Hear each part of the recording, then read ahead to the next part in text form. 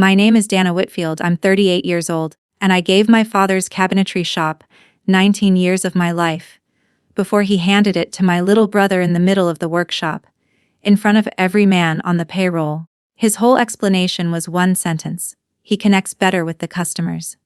There was barbecue. There was a banner strung across the rafters. There were 9 employees studying the sawdust on their boots, while my father beamed like a man doing something noble. I cleared my workbench in 15 minutes, hung my badge on the pegboard by the door, and rested my hand on my grandfather's table saw on the way out. I didn't raise my voice. I didn't break anything. 9 days later, our largest client walked. Then a second one followed. By the middle of the month, my parents were leaving me messages, 3 in one evening. I let the phone ring on the counter and watched the light blink, because what my family didn't understand yet, what it would take them the better part of a year to understand, was that they hadn't given my brother the company. They'd only given him the name painted on the window. And what they did to that window is the part I need you to hear. Welcome to Quiet Hands, Loud Consequences, where the people who do the work finally get the credit, one story at a time. If you've ever built something with your own 2 hands while somebody else took the applause, stay with me tonight. Drop a comment when you're settled in, and subscribe so you don't miss where this one lands. Let me take you back to before the barbecue. 5:15 in the morning, Whitfield Custom Woodworks, just off Route 9 outside Millbrook, Vermont. I let myself in through the side door the way I had since I was 15 years old, flipped on the dust collector, and walked the floor before anybody else arrived. 4 jobs on the board that week. I could tell which machine needed babying just by the hum it made warming up, the same way a mother can tell a real cough from a fake one. I'd been doing some version of this since 2007, when I was 14, and my grandfather Miller paid me $4 an hour to sweep shavings and keep my mouth shut. I managed the second half of that deal poorly. By 19 I was full-time. By 27 I was running the whole floor, scheduling, material orders, client walkthroughs, the desperate calls that came in at 6 p.m. on a Friday. When the Hendricks estate needed a full kitchen rebuilt after a pipe burst, 6 weeks out from closing, they didn't call the front office, they called my cell. When a competitor 2 towns over botched a built-in library and the homeowner was in tears, somebody handed her my number, and we fixed it in 4 days flat. Here's the strange math of my life. Every serious client we ever had could tell you my name. My own business card couldn't. 19 years, and it never once said Dana Whitfield underneath the logo. No title. Dad always meant to get around to it. The public face of our shop never clocked in before 9:30, but half the county believed that business ran on my father's charm. My dad, Roy Whitfield, is the finest salesman I've ever watched work a room. That's not bitterness. That's a professional evaluation. He remembers every client's spouse, every kid's soccer schedule, and one particularly beloved golden retriever named Duchess. He closes 6-figure kitchen jobs standing in somebody's driveway with a cup of coffee. He walks into the Rotary Club breakfast, and the whole room leans his direction like he's got his own gravitational pull. That was the division of labor in our family. Dad made promises with a handshake, and I drove back to the shop and turned those promises into oak and maple and dovetail joints. He'd tell a client we could deliver a custom vanity in 8 days when the schedule clearly said 12, and then he'd go home to dinner. I'd stay. Me and Theo, our lead craftsman, splitting a cold pizza at 11 p.m., quietly doing the impossible so my father could keep being a legend at the diner counter. I want to be fair, because fairness matters to me. My father's charm wasn't fake.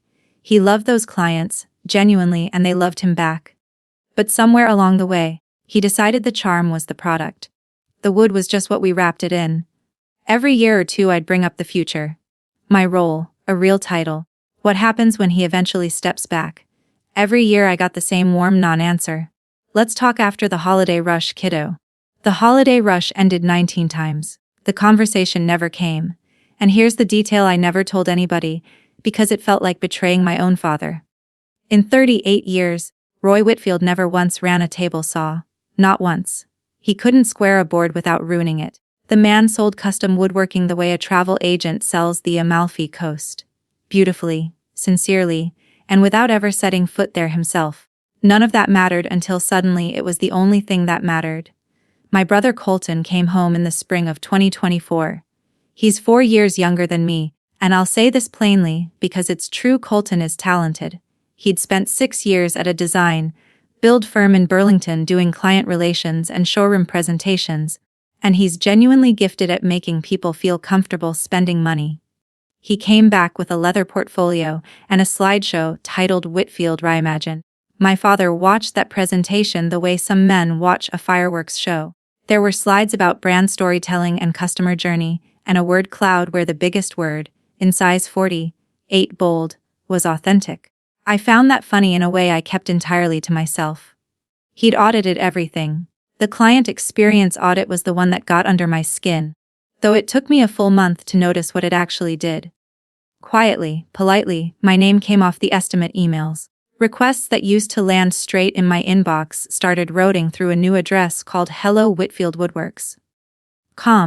Colton called it streamlining the funnel. I called it something else, but only in my own kitchen, late at night, over a glass of wine I didn't finish. Then one Tuesday I found the new org chart taped to the break room corkboard, all soft gray boxes and rounded corners. My father's box said founder, Colton's box said client experience director. Underneath them both sat a plain rectangle labeled fabrication. Not my name, fabrication. Like the building had simply grown me the way it grew sawdust. I stood there holding my coffee mug, and Theo came up behind me and looked at it for a long moment. He didn't say anything clever. He just tapped the gray box once with an ink-stained finger and walked back to his station. I took the chart down, folded it into quarters, and put it in my desk drawer. I told myself it was a draft. People make drafts. Looking back, it was a forecast. That winter my father turned 66 and started saying the word retirement out loud, testing it like a man testing ice on a pond. The whole shop assumed what I assumed. Theo assumed it. Marisol in finishing assumed it. Honestly, half of Millbrook assumed it. I'd built relationships with those clients for nearly 2 decades, and everybody in that county knew whose hands actually kept the lights on. Even my mother, Carol, would squeeze my shoulder after Sunday dinner and say things like, "Big changes coming for you soon, sweetheart," which I banked like a signed contract. Nobody said Colton's name. He'd been home 18 months by then. Meanwhile, the calendar kept its own schedule. Our contract with Lakeview Regional Senior Living. Our biggest account, $180,000 a year, 15 years running, came up for renewal in April. I'd already started the prep binder, because that's simply what I do, and in my father's office, above the filing cabinet, hung the photograph that explains my entire family, though I didn't fully grasp it yet. It's 1989. My father is 29, standing outside Millbrook Savings and Loan in a borrowed necktie, grinning like a game show host. That was the day the bank nearly called in the loan on my grandfather's shop, and Roy, young and broke and charismatic, talked a branch manager into a 90-day extension that saved everything.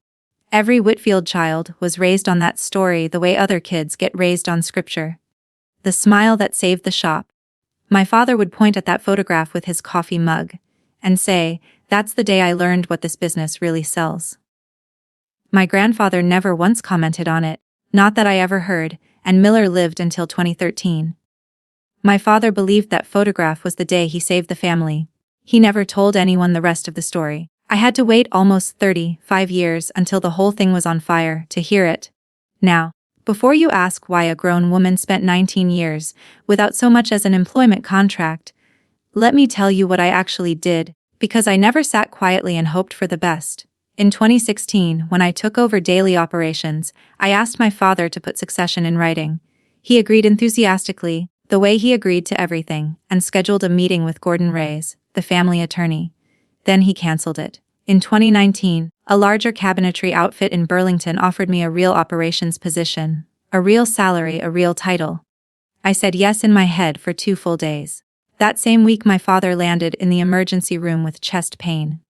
By Friday he had a stent and a list of doctor's orders he had no intention of following. Try handing a resignation letter to a man with a fresh stent in his chest and a shop he cannot run without you. I stayed. Then 2020 arrived. And if you owned a small business that year, you already know the rest. I filled out payroll protection paperwork at my kitchen table until 2 in the morning. kept all 9 employees on payroll, and steered us through while my father called clients to keep spirits up. Which, to be fair, he was genuinely good at. Every exit closed on its own schedule, none of them mine. Here's the one piece of protection I did have, though I didn't yet know it would matter. In all those years, nobody ever asked me to sign a non-compete, no contract at all. We're family, my father always said, and family doesn't need paperwork. He meant it as warmth. It turns out that sentence cuts in both directions, and he'd only ever read it in one. So when my father finally called a meeting last April, my first thought was that Gordon must have finally drafted the papers. There was no attorney at that meeting. There was barbecue. Friday, April the 11th, 11:40, 5 in the morning. My father called everyone onto the shop floor between the planers, and I noticed the details in the wrong order. First the smell of the barbecue trays warming on folding tables. Then the banner. Whitfield reimagined, printed on vinyl, which meant somebody had ordered it days in advance without my knowing, and that alone should have told me everything. Then Colton's tailored blazer. Then my mother standing slightly behind my father, hands folded like she was at a memorial service, for someone she didn't know especially well. My father gave a speech about 41 years of Whitfield Custom Woodworks, about his father Miller, about family. He got misty at all his usual mile markers. And then he said it, cheerful as a weather report, so starting the 1st of June, I'm handing the reins to Colton. He's going to take this place into the future. The room did something I will never forget. Every single head turned toward me. Not toward Colton. Toward me. Theo's jaw dropped somewhere south of his collar. Marisol actually said, out loud, wait. I stood very still and asked the only question that mattered, in the calmest voice I owned, who's running the shop floor? And my father, in front of 9 employees, in front of my mother, in front of my grandfather's table saw, waved his hand like he was brushing a crumb off the day and said, oh, we'll sort all that out. Colton's the right fit, he connects better with people. There it was. 19 years of 11 p.m. glue, ups weighed against a slideshow, and the slideshow won. Colton at least had the decency to look at the floor. Then he recovered, stepped forward, all sunshine, and announced his first initiative, a full rebrand. New logo, new palette, new name, because, and I quote, Whitfield Custom Woodworks sounds a little dated. My mother laughed one nervous note too loud. Somebody cut into the brisket. I stood in the middle of my life's work, while people filled paper plates. And I felt something in my chest go very quiet. Like a machine powering down for the night. I didn't yell. I want that on the record, because Colton's version of this story used to include the word meltdown. There was no meltdown. I walked to my bench while people were still in line for cornbread, and I packed it up in 15 minutes. 1 cardboard box. My travel mug. A cardigan. A photograph of my grandfather at the 1978 shop opening. And the marking gauge he left me when he died. I left every client file, every supplier contact, every password typed out and labeled in the top drawer, because that's the difference between leaving and burning something down, and I needed that difference to be visible. Then I walked to the side door and hung my keys on the pegboard. All of them, including the small brass key to the finishing room I'd carried since I was 17. On my way out I stopped at my grandfather's table saw, bought used in 1978, older than me and still truer than most people I know. I rested my palm flat on the fence for a second. Just a second. My mother caught me in the parking lot, her don't make a scene face already assembled. Dana, she said, please don't make a scene. I looked at her, box on my hip, and said, I'm not making a scene, Mom. I'm making an exit. Then I drove home to my little rental on Cedar Lane and sat in the quiet. 9 days. That's all it took for gravity to remember whose weight it had actually been holding. Now, before I tell you what Lakeview Regional did that first Friday, I want to hear from you. If you've ever trained your whole life for a seat at a table and watched it handed to somebody with a slicker slideshow, tell me where you're watching from tonight. I read every single comment. Stay close, because my family was still finishing the barbecue, and the first invoice of consequence was already headed for the mailbox. The first Monday of my unemployment, I woke at 5 out of pure habit and lay there listening to a house with no schedule in it. 19 years, and I'd never once been home on a weekday. By 7 a.m., I'd learned my kitchen catches nice morning light. I'd learned my downstairs neighbor walks a beagle in a little plaid coat. I'd learned my phone did not care that I'd left, because the calls kept coming, just not from my family. Wednesday morning it was Priya from Lakeview Regional, sounding carefully casual. Dana. Hey. The new resident wing built-ins. The walkthrough was supposed to be Thursday. Nobody's confirmed anything. Here's where I made the decision that shaped everything after. Though it felt small at the time, I didn't sigh. I didn't editorialize. I said, I don't work there anymore, Priya. Colton runs it now. Call the front office. They'll take care of you. That was the whole speech. Understand? I could have poured every ounce of frustration into that phone call and torched my family's name right there on the spot. Part of me wanted to, but I'd decided something driving home with that cardboard box on the passenger seat. Whatever happened next, it was going to happen without one dishonest word out of my mouth. Not for their sake, for mine. There was a silence on the line, maybe 3 seconds, the kind where you can hear someone doing math in their head. Then Priya said, quieter, like she was asking about test results, does the office actually know how to finish this? I looked out my window at the beagle in the plaid coat, and gave her the only true answer I had. I guess we're all about to find out. The Lakeview renewal meeting happened the following Friday, 1 week to the day after the barbecue. I wasn't there, obviously. I got the play-by-play from Theo, who called me that night from his garage, keeping his voice low like a man reporting from behind enemy lines. Colton had walked into a senior living procurement meeting with a brand deck, not a fabrication schedule, slides, mood boards. A logo reveal in sage green and warm oak tones. Priya's boss, a man named Frank Delgado who oversees 3 facilities and has the poker face of a filing cabinet, sat through the whole thing politely. Then, when the slides ended, Frank asked his questions. Who confirms lead time on the ADA-compliant cabinetry? What's the contingency when a panel saw goes down mid-run? Who do I call at 9 p.m. when a measurement's off by a 1/4 inch on a residence-accessible bathroom? And my brother, my smart, polished, genuinely talented brother, answered every single one of them with some version of we're building an exciting new operational framework, which is a beautiful sentence that means absolutely nobody. Frank closed his folder, thanked them for 15 good years, and said Lakeview would be putting the contract out to bid. $180,000 a year, gone before the coffee got cold. My father's response, per Theo, was to clap Colton on the shoulder and call it a transition dip. A dip. 15 years. Here's the thing I understood that night, sitting on my back steps with the phone against my ear, that my father had never understood in his entire life. That contract was never between Lakeview and Whitfield Custom Woodworks. It was between Frank Delgado and the person who always picked up at 9 p.m. They hadn't lost a client. They'd lost the person the client actually trusted. Then came the Hartley account, a chain of 6 boutique hotels along the coast that had ordered custom reception desks and room dividers from us for 11 straight years. Not glamorous work, but exacting. Every dimension gets checked against the architect's plans before a single cut is made. That final check was mine, and when I left, apparently it left with me, because Colton had flagged the verification step in his process audit, actual phrase, as a legacy bottleneck. The last week of April, 6 custom reception desks shipped to 6 different properties with the wrong finish specification on all of them. Walnut, where the contract called for white oak. Hartley's regional manager discovered it during a VP opening weekend. They billed us for emergency replacements and canceled the standing order by Friday. $94,000, gone over one bad week. And this is the part that told me exactly how the rest of it was going to go. Colton's response was a statement, an actual public statement, posted to the shop's brand new Instagram account, sage green logo and everything. As we evolve, we're recalibrating our partnerships to better align with our vision. I read that sentence maybe 8 times. In a showroom, evolve means growth. Back on the shop floor, evolve means somebody's hours just got cut, and everybody back there knew it. Theo told me the whole floor went quiet for a full shift.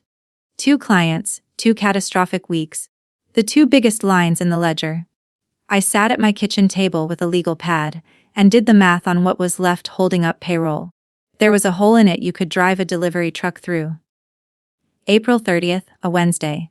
I was reheating soup when the phone lit up, and I watched it ring from across the counter like it belonged to someone else, which, technically, it now did. Voicemail 1, my mother, gentle and clearly rehearsed. Sweetheart, things are just a little hectic at the shop, and we think this whole situation has been blown out of proportion. Call us. Voicemail 2, an hour later, my father, breezing past pleasantries. Dana. The Lakeview thing is a misunderstanding. Frank's always been dramatic, but the timing's rough coming right after the Hartley mess, so we need you to come in and get production straightened out for a while. Call me tonight.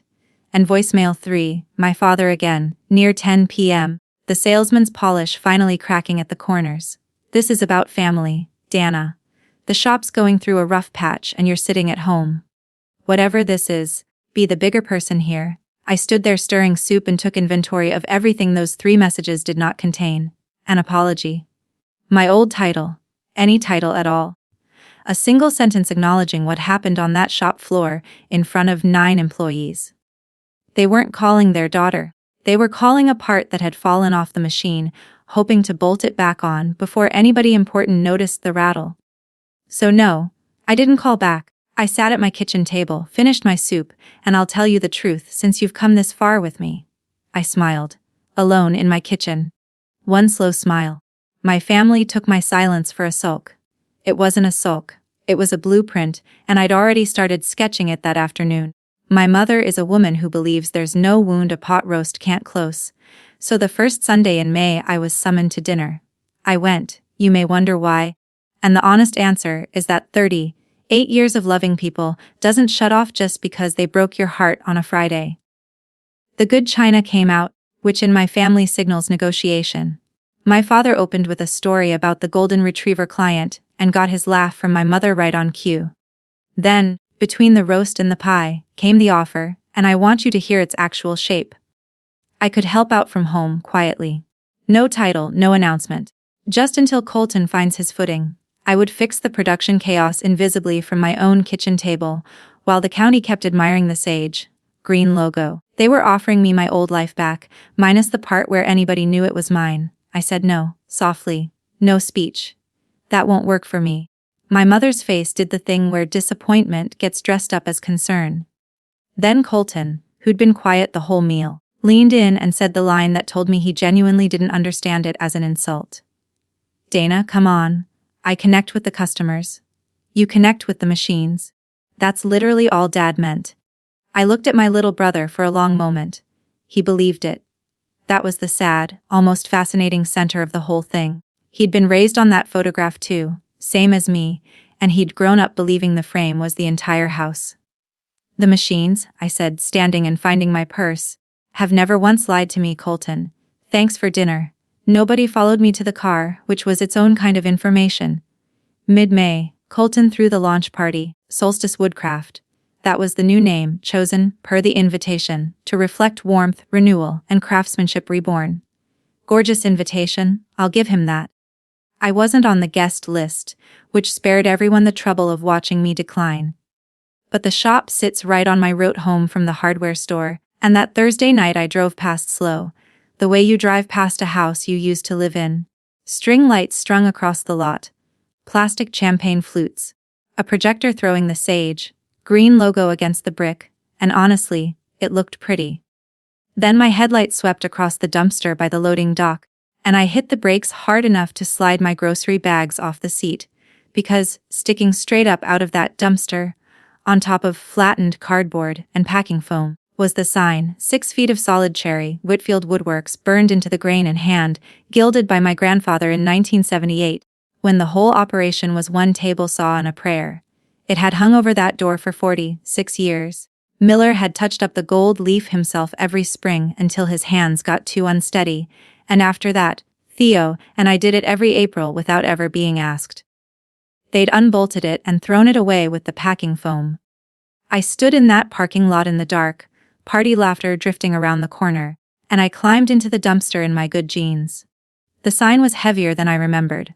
I hauled it out one end at a time, tore my sleeve, scraped my forearm on a bracket, and loaded it into the bed of my truck like I was carrying something wounded. My father gave Colton the company. Fine, but that night, in the trash, they'd left the one thing I still wanted. I laid it across 2 sources in my garage and cleaned it with a soft cloth, The way you'd clean a photograph after a flood. Under the grime, the gold still held. Miller had used a gilding compound from a supplier that doesn't even exist anymore. And he'd laid down those letters with a steadiness I've chased my whole life and never quite caught. I sat on an overturned bucket and let myself remember him properly for the first time since the barbecue. My grandfather couldn't talk to bankers to save his life. He went shy around loud men and mumbled through small talk at parties. And the town's polite verdict was that Miller Whitfield was a fine craftsman with no head for business. But I watched him run that shop from the time I was 14 until he died, and here is what I actually saw. He never missed a delivery date.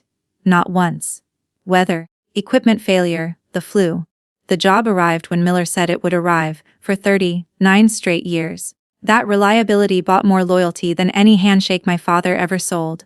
Once, when I was maybe 16, I asked him why he'd stayed up all night finishing a job for a client who haggled him down on price every single year. He didn't even look up from the lathe. "You can't build a promise, kid," he said. "You have to keep it." Then he handed me the calipers and made me double-check a measurement, because for Miller there was no lesson without a task attached. I sat in my garage looking at his letters, and then I went inside and opened the folder where I keep my whole life. $38,000 in savings. A paid-off truck. A small house with an oversized garage. I opened my laptop and started searching for something. I wasn't ready to say what, not even to myself. The last week of May, Solstice laid off Theo, 28 years at that shop. Theo ran his first machine for my grandfather in 1997, taught me joinery when I was a teenager with more attitude than sense, and personally saved every important job we ever nearly lost. He read me the termination letter over the phone from his truck in the flattest voice I've ever heard from him. It cited ongoing quality control failures, with the Hartley finish mix-up listed as the example. The verification step Colton had deleted as a legacy bottleneck was now, officially, Theo's fault. They walked him out before lunch. He's 56. His wife has the good insurance, thank God, but that's not the point, and you already know it isn't. The point is he called me from that parking lot, and he was not okay, and he spent the first minute pretending he was, which was somehow worse. Marisol texted me an hour later. "They're saying more cuts after summer. Who's next?" I sat with that for a long while. Because until that afternoon I'd been telling myself a comfortable story. That this was strictly between me and my family, and the honorable thing to do was stand clear and let them figure it out. But a shop isn't a family argument. It's 9 paychecks. It's Theo's 28 years quietly rewritten into a firing offense to protect a brand narrative. Standing clear stopped being neutral the moment they started feeding my people into the hole I'd left behind. So when Theo ran out of ways to say he was fine, I asked him the question I'd been circling in my garage for 2 weeks, sign propped on sources, listening for the answer in my own gut. "Theo," I said, "hypothetically, if I did something reckless, would you do it with me?" And Theo, God bless him, didn't even ask what. He just said, "When do we start?" My mother showed up at my house the first week of June with a shoebox of old photographs, which is how women of her generation say the things they can't quite say out loud. We drank coffee at my kitchen table while she worked up her courage. Then she slid out a small print of the 1989 photograph, my father in the borrowed tie, grinning outside the bank, and told me the part of the story that never made it into the family legend. The night before that photograph, she said, Miller had gotten the call that the loan was being called in, and my grandfather, the steadiest man I ever knew, knelt down on the shop floor in front of his own table saw and prayed out loud. My father, 29 years old, standing in the doorway, watched his father beg God next to a machine, and something in him broke and reset crooked. "Your dad walked into that bank the next morning," my mother said, "and he was wonderful. He saved us all. And he came home certain of exactly one thing, that his father's hands had nearly lost the shop, and his own smile had saved it. He built his whole life around that certainty, Dana. He didn't hand Colton the company to hurt you. He handed him the thing that saved him. He looked at you and saw his own daddy on that floor." I sat with my coffee going cold. It's a strange thing, understanding a person completely and still being no less angry. The two things just sit side by side, never quite touching. Then my mother did the bravest thing she's done in this entire story. She looked down at her hands and said, "He told me his decision back in March. I knew before the barbecue was even ordered." She let that sit there between us. She didn't ask me to forgive her for it. I refilled her coffee, and we looked at old photographs of dead relatives until it got dark outside.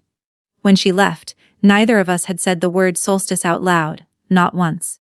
The building I'd been circling online was the old Halloran Feed Supply on Depot Street, downtown Millbrook. Closed 4 years, dusty windows, a for lease sign faded to the color of weak tea. I met the landlord on a Tuesday. Inside it smelled like sawdust from 1980, and it was perfect. High ceilings, a loading door in back, and 3-phase power still wired in from the mill days. Which, if you're not a shop person, is the difference between running real equipment and running a hobby. $1,400 a month. That night I sat at my kitchen table with a legal pad and did the honest math. $38,000 in savings, a used panel saw, a planer, call it 50, $5,000 more against a small business equipment loan. Theo part-time until revenue said otherwise. Marisol whenever she was ready to jump. Then, at the bottom of the page, I wrote the rules because if I was going to do this, I was going to do it in a way my grandfather could look at without flinching. Rule 1: I would never call a single solstice client. Not one nudge, not one just checking in. Whoever came on their own 2 feet. Rule 2: not one bad word about my family, spoken in public ever. This town wasn't going to get a feud out of me. Rule 3: everything in daylight. My name on the lease. My name on the loan.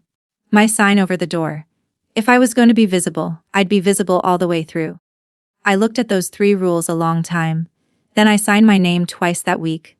Once on a lease, once on a loan I genuinely could not afford to get wrong. If part of you is standing in an empty building, right now doing math you can't afford to get wrong either, type daylight in the comments and subscribe, because my family was about to learn the difference between a brand and a name. The lease and the loan were both signed by mid-June, and then I did the thing there was no walking back from. I drove to the county clerk's office and registered the business name, Whitfield Woodworks. My name, my grandfather's name, the name my brother had officially retired to a dumpster 5 weeks earlier. The clerk read the form, looked up over her glasses and asked, "Any relation to the shop out on Route 9? I said, "I am the relation," and she stamped it. Word crossed Millbrook before I even made it home.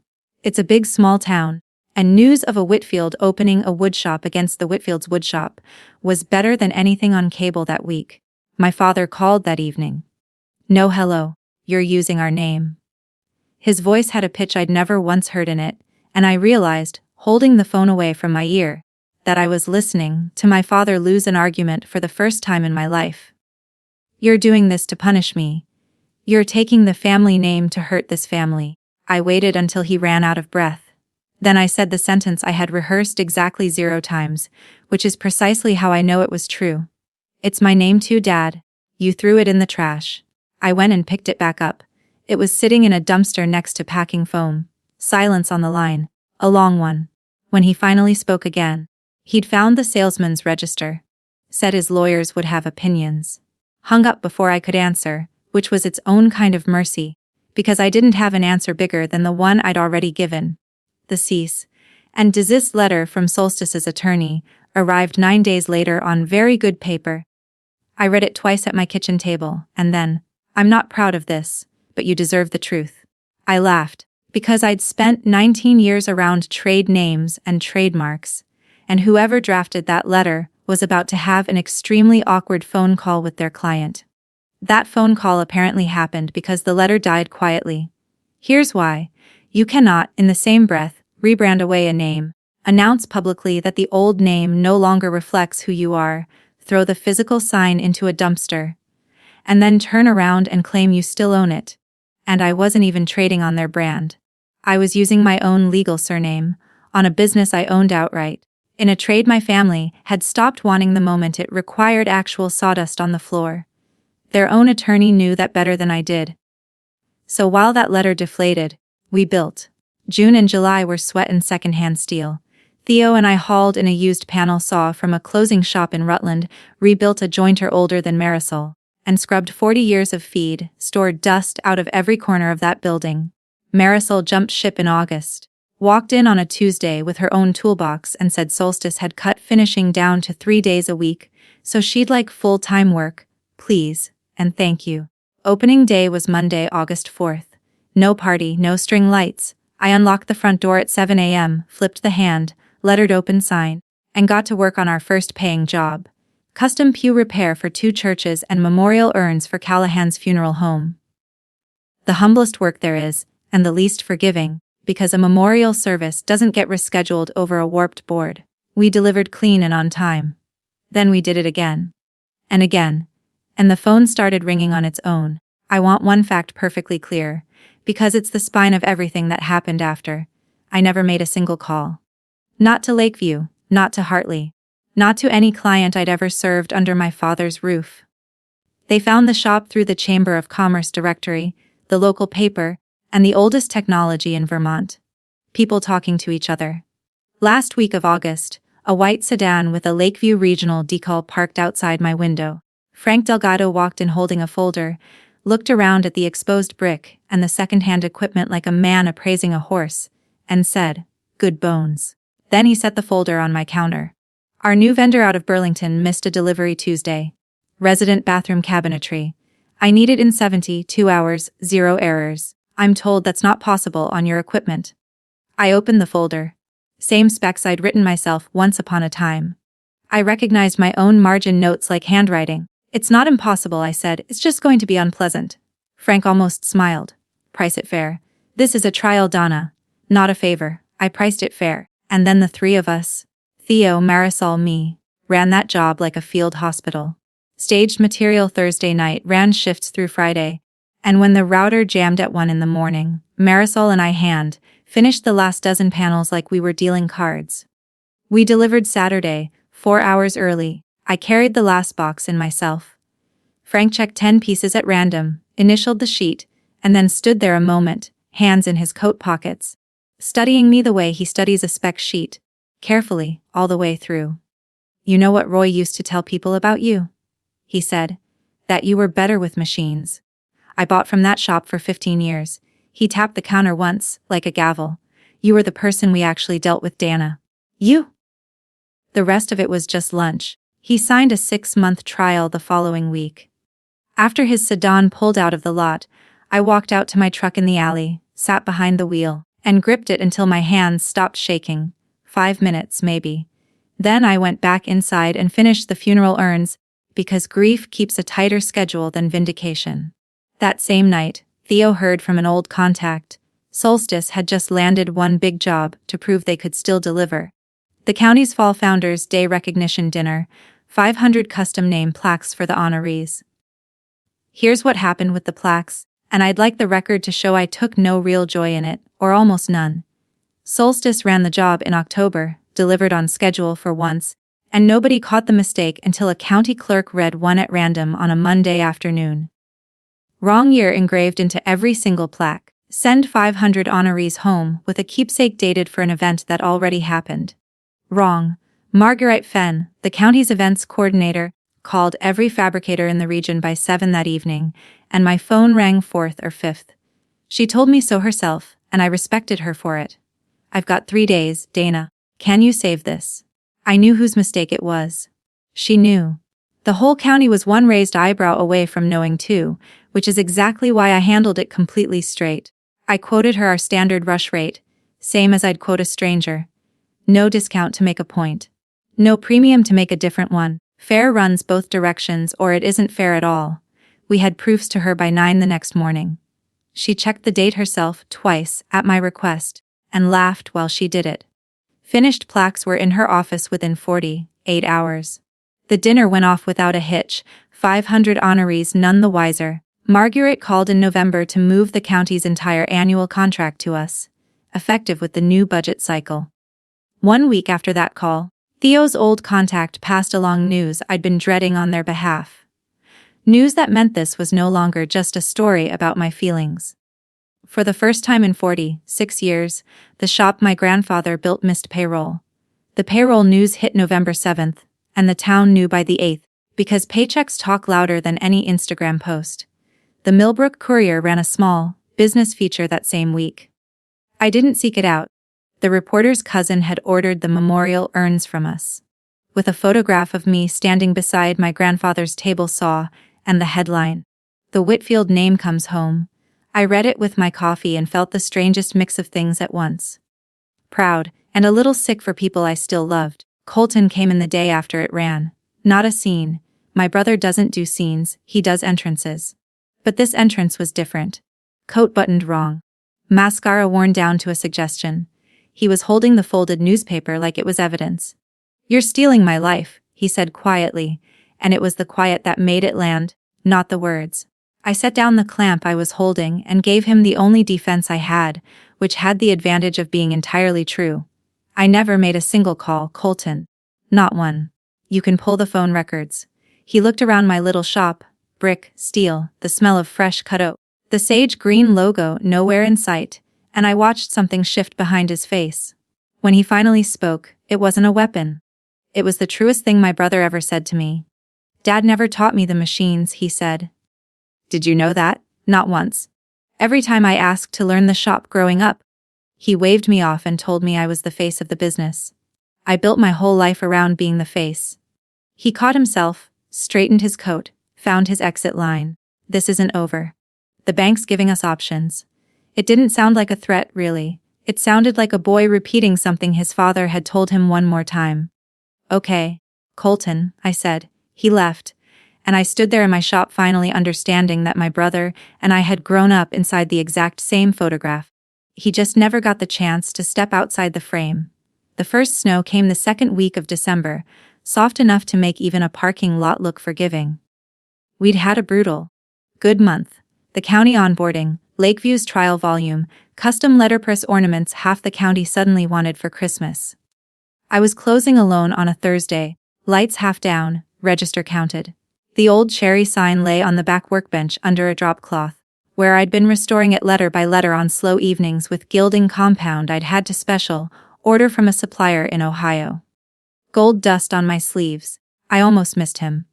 My father was standing outside the front window in the snow, hat on, no gloves, looking in at the shop the way you'd look into an aquarium, close to the glass and completely unable to breathe inside it. I don't know how long he'd been standing there. I unlocked the door. He stamped the snow off his boots on the mat, like any customer, which undid me a little more than I expected. Then he walked into the middle of my floor and turned in a slow circle. The saw, the planer, the brick, the coffee cans full of brushes. And then the workbench in back, where Whitfield Woodworks lay half restored under the drop cloth. He looked at that the longest. Then my father, Roy Whitfield, the finest salesman I have ever watched work, sat down on the stool at my counter with the stiffness of a man twice his age, took off his hat, and set it down beside him. "You got a minute for me, Dana?" he said. I said I did. I turned the coffee machine back on, and while my back was to him, I heard it. A small metal sound against wood. The exact sound keys make when a man sets down everything they used to open. When I turned around, the keys to my grandfather's shop were sitting on my counter, and my father slid them the rest of the way across toward me. He laid it all out over that coffee, and I'll give him this much. It was the best pitch of his life, because it was built entirely out of things I had actually wanted. Come back, take the company. All of it. Ownership papers signed at Gordon's office within the week. It was always supposed to be yours, he said, and his voice cracked right on the word always, and I believe he believed it. The bank would extend their credit line if I was at the helm. He'd already asked, which told me exactly how far ahead he'd planned this conversation. Colton would stay on as creative director. He needs a soft landing, Dana. He's your brother. My shop, this shop, would fold in underneath theirs. And then the last term, delivered gently like a gift, will tell people it was the plan all along. Transition of leadership. Nobody has to be embarrassed. No feud, no gossip. The family comes out of this looking strong. There it was. The old currency one more time. The story first. The truth, wherever it happened to fit. I looked down at the keys on my counter. 10 years I had asked that man for one page of paper with my name typed on it. Now he'd sign anything I wanted by Friday, as long as the county never learned the true order of events. My want, gift, wrapped in the one condition that had been strangling me my entire life. I didn't trust myself to answer that night, and I told him so plainly. I need one night, Dad. He nodded, stood, put his hat back on, and paused at my door. Take the keys home, at least, he said. Walk the floor, it remembers you, so I did. God help me, I took the keys. I let myself into my grandfather's shop at 10 that night alone, and stood in the dark, breathing it in. Every shop has its own smell. This one was cut oak and machine oil, and underneath it, faintly, the ghost of somebody's sage and cedar diffuser, which had fought the smell of real wood for a year and a half and lost. I didn't turn on the main lights. I walked the floor by the glow of the exit signs, past machines sitting quiet under their covers like horses in their stalls, and ended up, like I always end up, at my grandfather's table saw. Someone had draped it in plastic sheeting. I pulled it off. It deserved better. I put my hand flat on the fence, the way I had the day I walked out. Cold, it had never once been cold in my entire life. That machine ran warm 6 days a week for 4.5 decades. In the doorway to the finishing room, I found the pencil marks, faint now. Dana, age 14 and a line. Age 15, a line. Age 16, taller. My grandfather had measured me against that doorframe every summer like I was a crop coming in. This building was every hour of my youth, and it could be mine before Friday. All I had to do was nod. And the whole drive home, one sentence rode in the passenger seat and would not get out of the truck. We'll tell people it was the plan all along. If I nodded, that sentence became the truth of my entire life. The town would get its smooth story. Colton would get his soft landing. My father would get a legacy with no dent in it. And the woman standing in a dumpster in her good jeans that night in May would never, officially, have existed at all. I sat in my driveway a long time. Then I went inside, slept badly, and at 7 the next morning I called my father and said, "Come to my shop at closing time." He came at 6, same hat, snow doing its soft forgiving thing again outside my windows. I'd closed early, I had the coffee on, and the two of us sat at my counter like a customer and a craftsman, which, in the end, is exactly what we were. I set his keyring between us, then I pushed it back across the wood, and the sound it made, small, metal, final, was the loudest thing that happened that whole night. "No, Dad." He looked down at the keys, then up at me, and I watched 40 years of closing technique assemble behind his eyes. I held up my hand before any of it could deploy. "You're not going to talk me around this, so let's save us both the good stories." Here's my answer, and here's exactly why. If I take that company back in the dark, with a cover story about how it was the plan all along, then everything you've always believed turns out to be true. The story beats the work. The face beats the hands.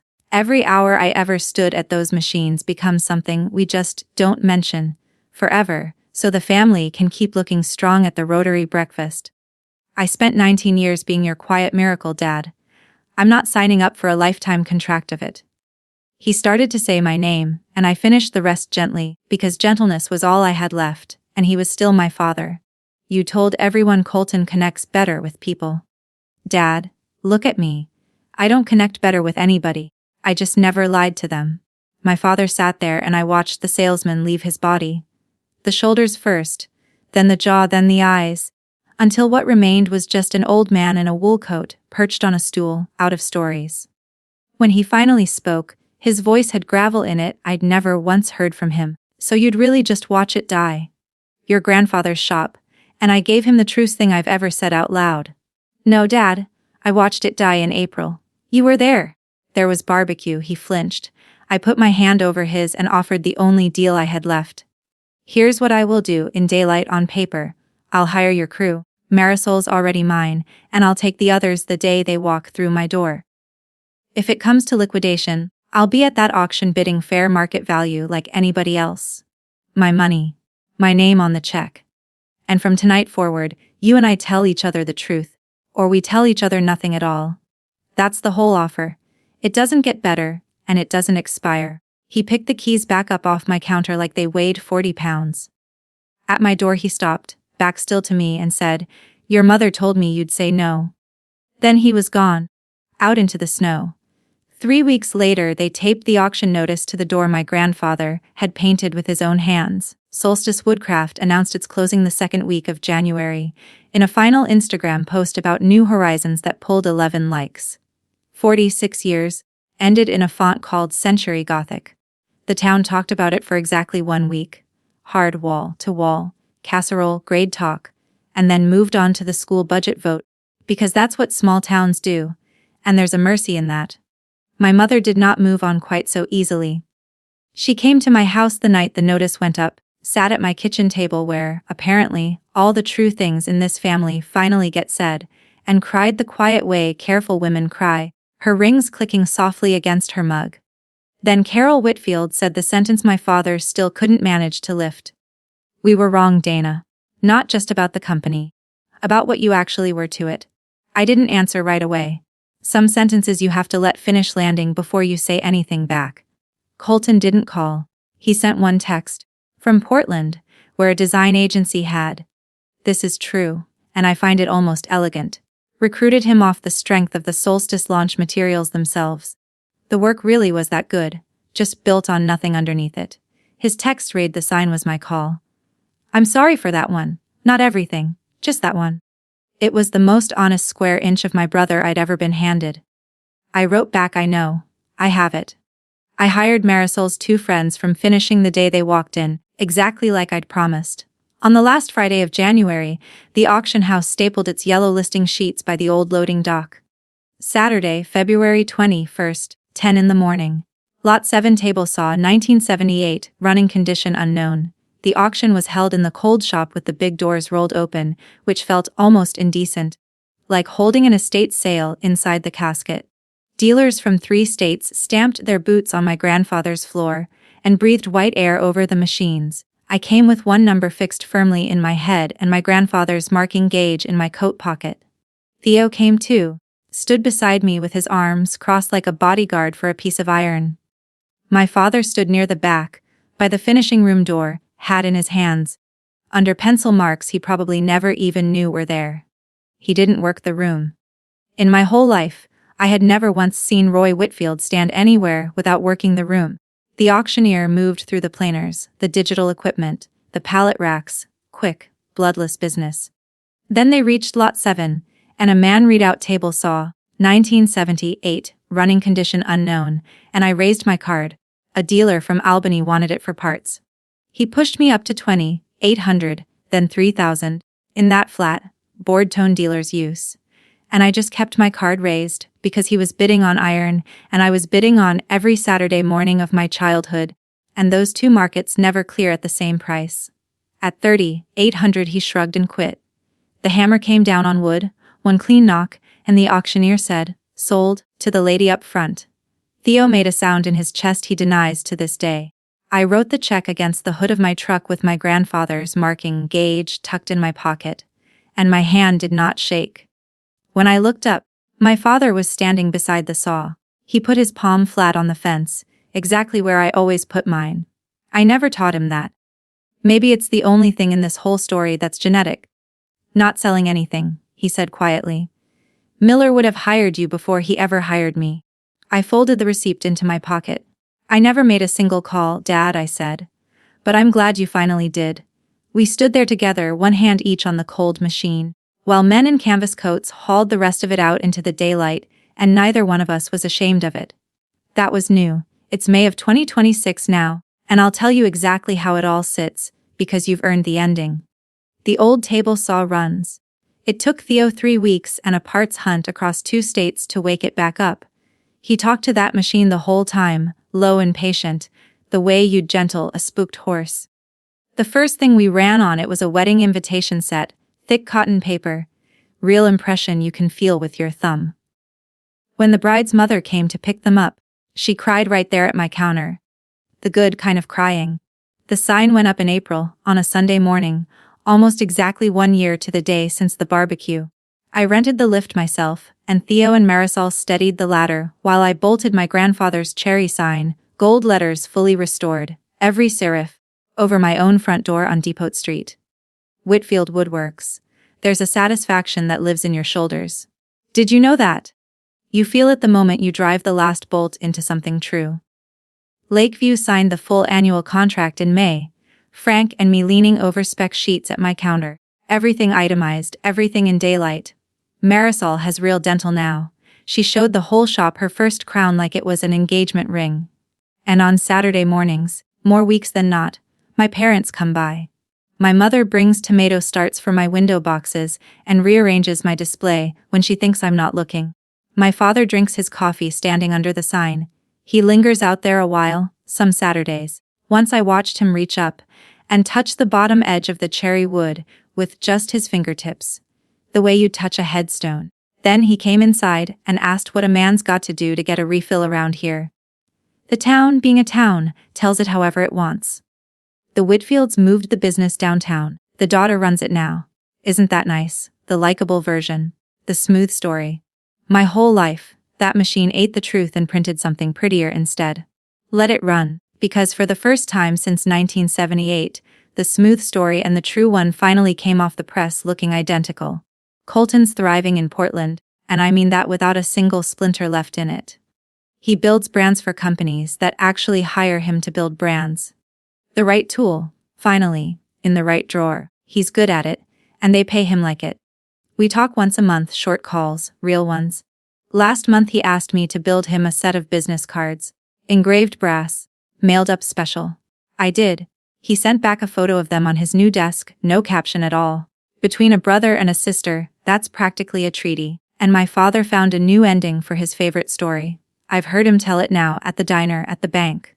1989, the borrowed necktie. Except it lands differently these days. My smile bought us one extension, he tells them. My daughter's word bought us 50 years. Turns out only one of those was ever really the family business.